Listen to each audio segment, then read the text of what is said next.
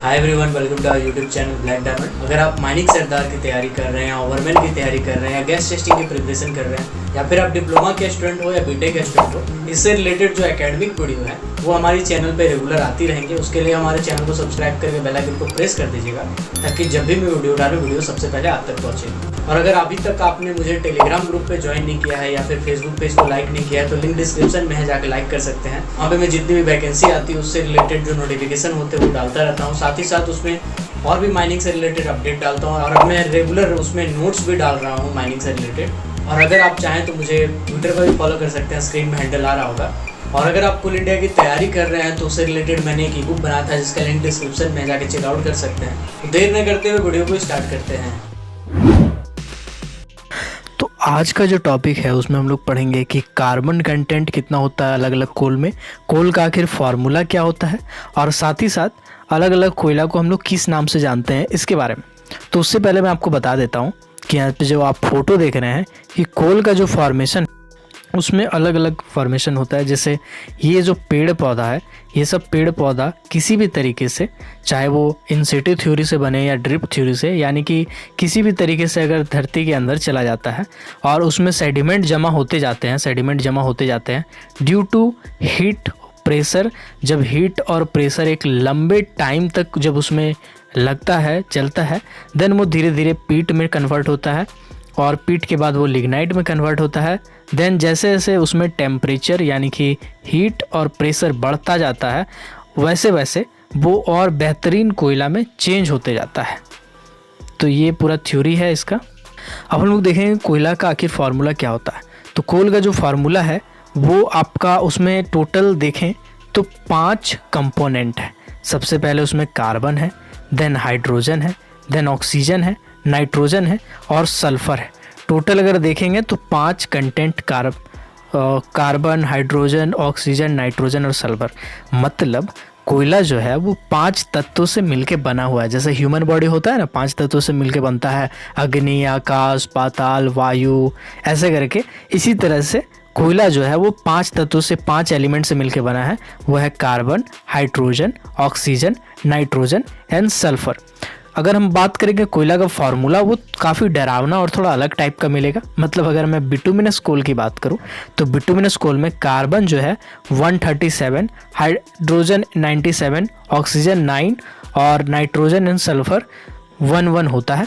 इसी तरह से हाई ग्रेड कोल यानी एंथ्रासाइट की अगर मैं बात करूं तो C240, H90, O4NS, ये आपका पूरा फार्मूला होता है। बट बेसिकली ये 5 तत्वों से मिलके बना होता है, यानी इसमें टोटल 5 कंपोनेंट होते हैं, 5 एलिमेंट होते हैं। अब मैं बात करता हूँ कोल को कैसे डिवाइड किया जाता है। तो कोल को 5 भागों में डिवाइड किया जाता है। जो पहला है वो है एंथ्रासाइट, देन जो सेकेंड है वो है बिटुमिनस, थर्ड जो है वो सब बिटुमिनस है, देन लिग्नाइट है, देन पीट है। ऐसे तो हम लोग इसको ब्रॉडली 4 पार्ट में क्लासीफाई करते हैं, एंथ्रासाइट, बिटुमिनस, लिग्नाइट और पीट। हालांकि ये इंटरनेशनल स्टैंडर्ड नहीं है। इंटरनेशनल स्टैंडर्ड में जो पीट है इसको कोयला माना ही नहीं गया है। ये एक फैक्ट वाली बात है। इसीलिए बहुत सारे ऐसे किताबें आपने देखी होंगे या गूगल में भी देखे होंगे, उसमें सब बिटुमिनस को कंसीडर करता है लेकिन पीट को कंसीडर्ड ही नहीं करता है कि भैया पीट कोयला है, क्योंकि इंटरनेशनल पीट को एक्सेप्ट नहीं किया गया, इसीलिए उसको माना नहीं जाता है। अब मैं आगे कुछ बताता हूँ। सबसे पहले मैं बात करता हूँ बिटुमिनस कोल का। तो बिटुमिनस कोयला को सॉफ्ट कोल भी बोला जाता है, सॉफ्ट कोयला भी कहा जाता है, इसका अलग नाम भी है।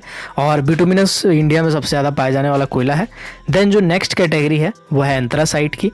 एंथ्रासाइट को हार्ड कोयला बोला जाता है क्योंकि इसका स्पेसिफिक ग्रेविटी ज़्यादा होता है, 1.4 के अबाउट होता है, जबकि बिटुमिनस का 1.37 के समथिंग होता है। तो इसीलिए बिटुमिनस को सॉफ्ट कोयला और एंथ्रासाइट को हार्ड कोयला बोला जाता है। अब अगर मैं बात करूं, जैसे अगर मैं बात करता हूं लिग्नाइट की, तो लिग्नाइट को ब्राउन कोयला बोला जाता है, भूरा कोयला बोला जाता है। और अगर पीट की बात करें तो पीट को तो इंटरनेशनली एक्सेप्ट ही नहीं किया गया है, इसीलिए पीट को ऐसा कोई नाम दिया नहीं गया है। अब अगर हम लोग कार्बन कंटेंट की ओर थोड़ा नज़र डालते हैं तो जो आपका एंथ्रासाइट है, एंथ्रासाइट वाला जो कोयला है उस कोयले में कार्बन कंटेंट 86 to 98% होता है।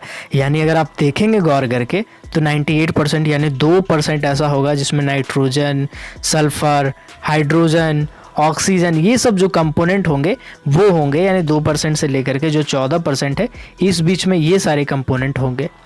इसी तरह से अगर मैं बिटुमिनस की बात करूं तो बिटुमिनस में कार्बन कंटेंट वाले जो होते हैं वो 69 to 86% होते हैं बाई वेट। कार्बन कंटेंट जब भी डिपेंड करता है, नापा जाता है, वो बाई वेट ही नापा जाता है, बाई वॉल्यूम नहीं नापा जाता है।